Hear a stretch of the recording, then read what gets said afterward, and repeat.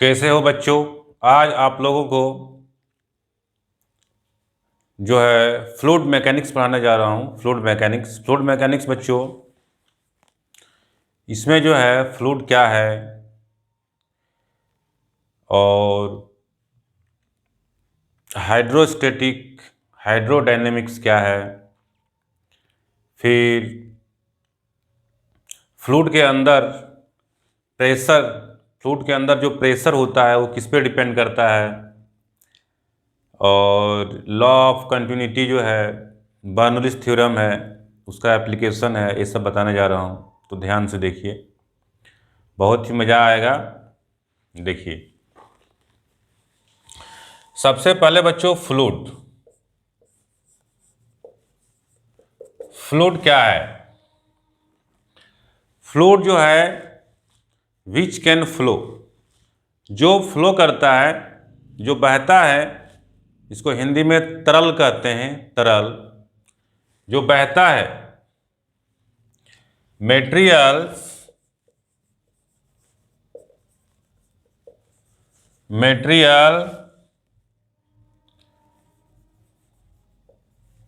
which can flow is called fluid।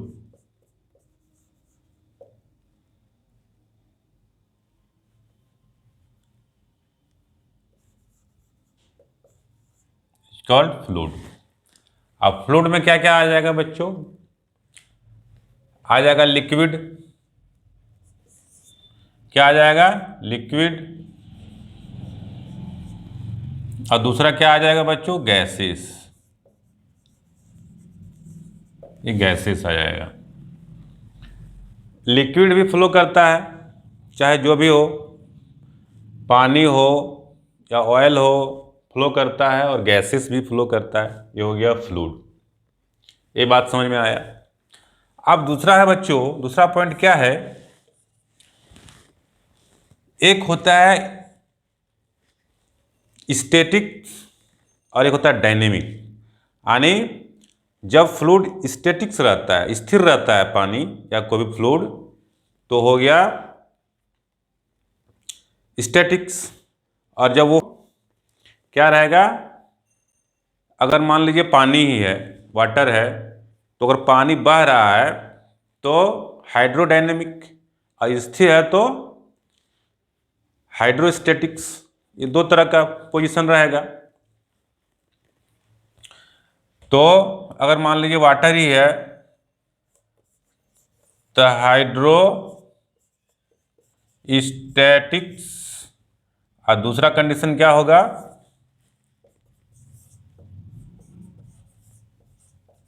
Hydrodynamics. जब वो flow करेगा तो गति में रहेगा, और जब स्थिर रहेगा तो वो हाइड्रोस्टैटिक्स कहेगा। ये बात समझ में आया। अब हम लोग देखते हैं कि लिक्विड के अंदर प्रेशर किस रहता है। लिक्विड के अंदर, फ्लूइड के अंदर प्रेशर किस तरह रहता है। तो देखिए बच्चों, जैसे ये देखिए, ये मान लीजिए एक कोई टब है, इसमें वाटर डाला हुआ है, पानी डाला हुआ है बच्चों, इसमें पानी भरा हुआ है। ये पानी भरा हुआ है, यहाँ पर प्रेशर कितना होगा? इस पॉइंट पे प्रेशर कितना होगा? तो यहाँ पर जो प्रेशर कितना होगा, ये फ्री सरफेस से इसका हाइट देखेंगे h, ये हाइट कितना होगा? h मान लेते हैं h। तो यहाँ पर दो तरह का, यहाँ जो टोटल प्रेशर होगा P होगा, और P इक्वल टू कितना हो जाएगा? P इक्वल टू हो जाएगा एटमॉस्फेरिक प्रेशर, एटमॉस्फेयर का भी प्रेशर होगा, प्लस ये लिक्विड का प्रेशर। यहाँ तक लिक्विड का प्रेशर क्या हो जाएगा? रो जी एच। रो क्या है? तो इस लिक्विड का डेंसिटी है, और जी क्या है? एक्सेलरेशन ड्यू टू ग्रेविटी है, पृथ्वी का ग्रेविटी है, और एच क्या है? ये हाइट है। ए बच्चों, तो यहां पर जो प्रेशर कितना बन गया, रो जी एच। ये बात समझ में आया। टोटल प्रेशर यहां पे हो गया रो जी एच।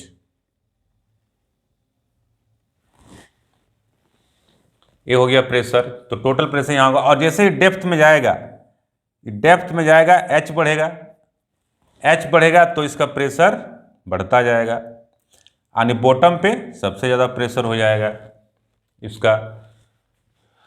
तो बच्चों प्रेशर जो है डेप्थ के साथ इंक्रीज करेगा। दूसरा है कि डेंसिटी जो है डेंसिटी पे डिपेंड करेगा। डेंसिटी अगर ज़्यादा रहेगा तो प्रेशर लिक्विड का ज़्यादा रहेगा। और एक्सेलरेशन ड्यू टू ग्रेविटी पे भी डिपेंड करेगा कि अगर इसको हम लोग ले जाएंगे पृथ्वी के ध्रुव पे ले जाएंगे, पोल पे ले जाएंगे, तो वहाँ एक्सेलरेशन ड्यू टू ग्रेविटी ज़्यादा होगा तो प्रेशर बढ़ेगा। इक्वेटर पे ले जाएंगे तो वहाँ पे इक्वेटर पे ले जाएंगे तो एक्सेलरेशन ड्यू टू ग्रेविटी घटेगा तो वहाँ प्रेशर कम हो जाएगा। तो किस पे डिपेंड कर रहा है, हाइट पे, लिक्विड के डेंसिटी पे और एक्सेलरेशन ड्यू टू ग्रेविटी पे। इसके शेप पे कोई डिपेंड नहीं कर रहा। अगर ऐसा रहे कोई बर्तन रहे बच्चों और सेम हाइट पर रहे, एच हाइट पर रहेगा तो यहाँ भी प्रेशर सेम रहेगा।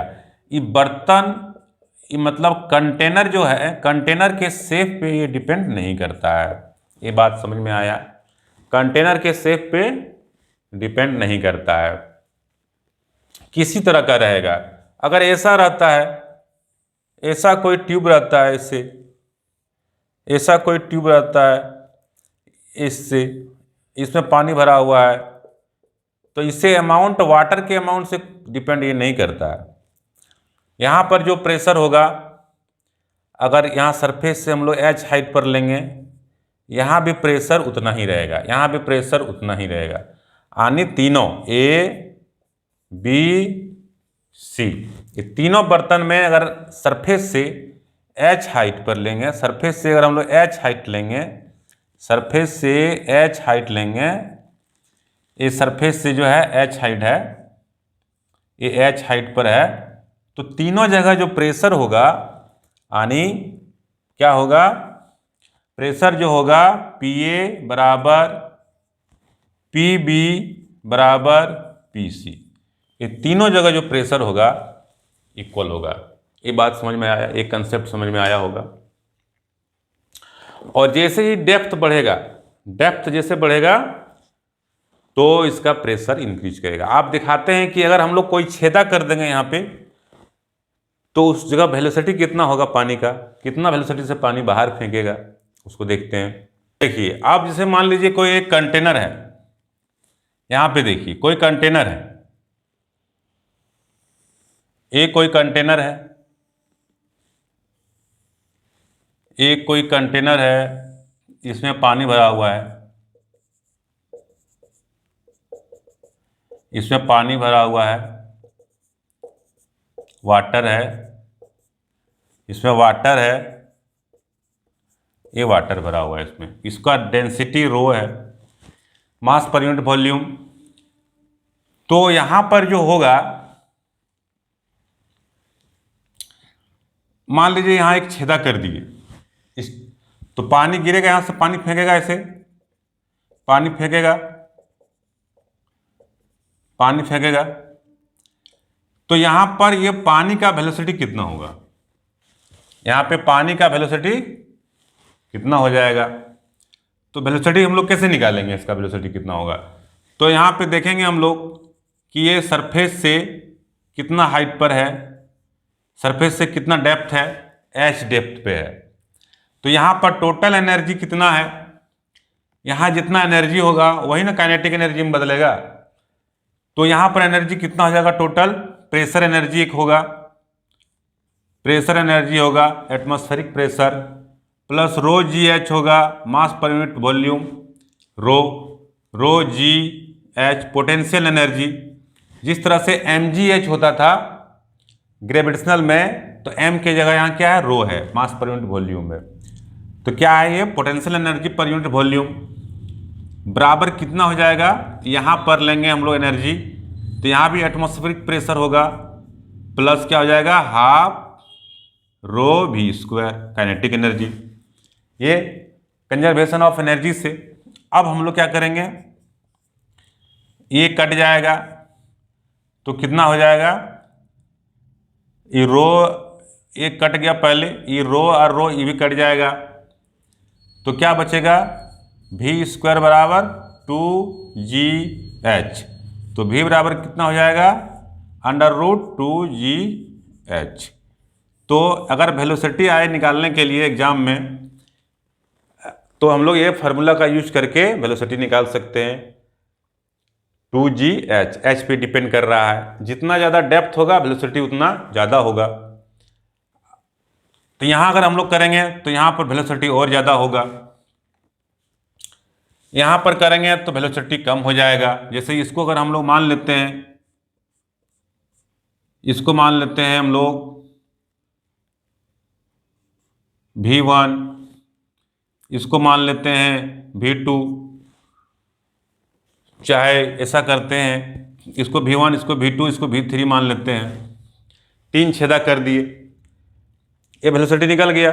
अब 3 छेदा कर दिए तो वेलोसिटी सबसे ज़्यादा कहाँ पे होगा, H जहाँ ज़्यादा होगा वहाँ वेलोसिटी ज़्यादा होगा, तो H यहाँ पे ज़्यादा होगा, उसके बाद H यहाँ पे, उसके बाद H यहाँ पे। तो सबसे ज़्यादा वेलोसिटी कहाँ पे होगा, ये V3 होगा।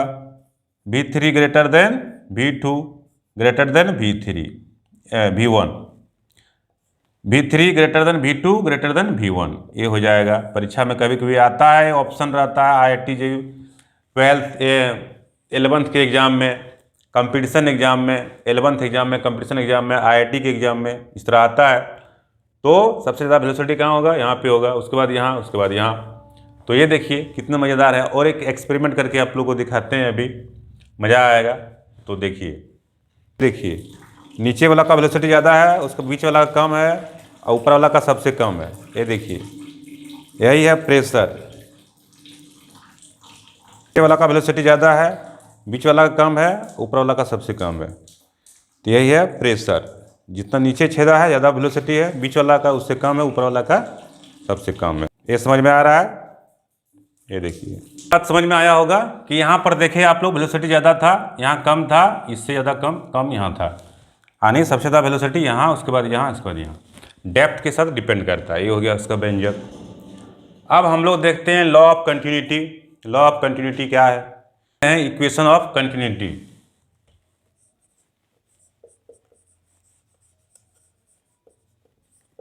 इक्वेशन ऑफ कंटिन्यूटी देखते हैं बच्चों। अब हम लोग देखते हैं इक्वेशन ऑफ कंटिन्यूटी।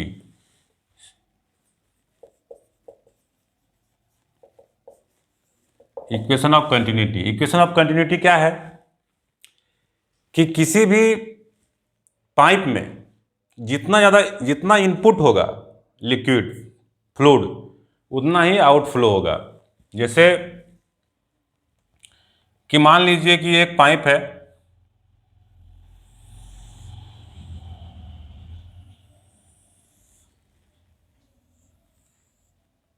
ये है पाइप है,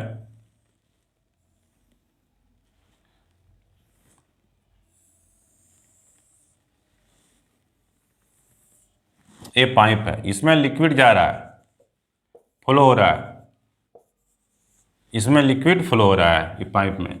इसका क्रॉस सेक्शन एरिया, इसका क्रॉस सेक्शन एरिया जो है, इसका क्रॉस सेक्शन एरिया मान लेते हैं A1, और यहाँ पे वेलोसिटी V1, यहाँ क्रॉस सेक्शन एरिया A2, यहाँ पे वेलोसिटी V2।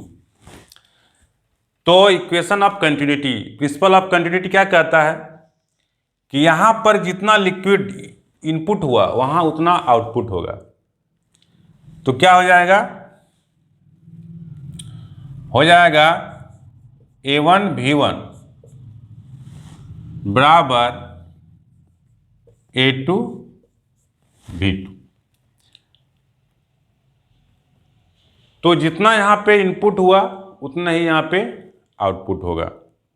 ये बात समझ में आया। आने कंजर्वेशन ऑफ मास, यहाँ पे क्या है, कौन सा लॉ है, कंजर्वेशन ऑफ मास, मास संरक्षण का नियम, द्रव्यमान संरक्षण का नियम। तो ये हो गया इक्वेशन ऑफ कंटिन्यूटी। अगर क्रॉस सेक्शन एरिया कम है तो वेलोसिटी, अगर क्रॉस सेक्शन एरिया कम है तो वेलोसिटी की, अगर क्रॉस सेक्शन एरिया कम होगा तो वेलोसिटी ज़्यादा होगा, और अगर वेलोसिटी ज़्यादा होगा तो क्रॉस सेक्शन एरिया कम होगा। जैसे मान लीजिए कोई पाइप है, अब पाइप से पानी मारते हैं, जब पाइप से हम लोग पानी मारते हैं और पाइप का आगे का भाग दबा देते हैं तो क्या होता है, दूर जाके पानी गिरता है। इसका मतलब क्या हुआ कि क्रॉस सेक्शन एरिया को हम लोग कम कर देते हैं। जैसे ही क्रॉस सेक्शन एरिया को कम करते हैं तो पानी दूर फेंकता है पाइप में। तो वही है law of continuity, equation of continuity. यानी क्रॉस सेक्शन एरिया कम होगा तो वेलोसिटी ज़्यादा होगा, वेलोसिटी ज़्यादा होगा क्रॉस सेक्शन एरिया कम होगा। तो ये है, तो यहाँ पर ये देख रहे हैं। अब ये क्या हो गया, ये कांस्टेंट होता है, यानी ए भी इक्वल टू क्या होगा, कांस्टेंट। हर जगह ये बराबर होगा ए भी। तो क्या निकल गया, ए इनवर्सली प्रोपोर्शनल टू भी, यानी क्रॉस सेक्शन एरिया ज़्यादा होगा तो वेलोसिटी कम होगा। अगर क्रॉस सेक्शन एरिया कम होगा तो वेलोसिटी ज़्यादा होगा, और क्रॉस सेक्शन एरिया जो है ज़्यादा होगा तो वेलोसिटी कम होगा, इन्वर्सली प्रोपोर्शनल होगा। इसका ग्राफ कैसे हो जाएगा, इसका ग्राफ जो हो जाएगा, इसका ग्राफ अगर हम लोग बनाएंगे तो ये लेंगे हम लोग, इसको भी एक्सिस ले लेते हैं, इसको जो है क्रॉस सेक्शन एरिया ले लेते हैं। तो ग्राफ जो होगा इन्वर्सली प्रोपोर्शनल, ऐसे ग्राफ होगा, इस तरह का ग्राफ बनेगा इसका। इधर भी वेलोसिटी, इधर क्रॉस सेक्शन एरिया, यानी क्रॉस सेक्शन एरिया और वेलोसिटी इन्वर्सली प्रोपोर्शनल है। पाइप पतला रहेगा तो पानी दूर फेंकेगा, अब पाइप मोटा रहेगा तो पानी नीचे गिरेगा, कम दूर जाएगा, वेलोसिटी कम रहेगा। ये हो गया लॉ ऑफ कंटिन्यूटी। तो ये बात समझ में आया होगा बच्चों, लॉ ऑफ कंटिन्यूटी। तो अब जो है बच्चों, नेक्स्ट क्लास में हम बर्नौलीज थ्योरम लेके आएंगे, और बर्नौलीज थ्योरम का एप्लीकेशन, कहाँ इसका एप्लीकेशन होता है, एरोप्लेन कैसे फ्लाइट करता है उसमें भी बर्नौलीज थ्योरम का यूज होता है, आंधी आने पर शेड क्यों उड़ जाता है वहाँ भी बर्नौलीज थ्योरम लगता है। तो बहुत सारा एप्लीकेशन बताएंगे बर्नौलीज थ्योरम और बर्नौलीज थ्योरम का प्रिंसिपल, और जितना बता चुके हैं इसका न्यूमेरिकल्स लेके आएंगे। तो उम्मीद है आप लोग को समझ में आया होगा। धन्यवाद।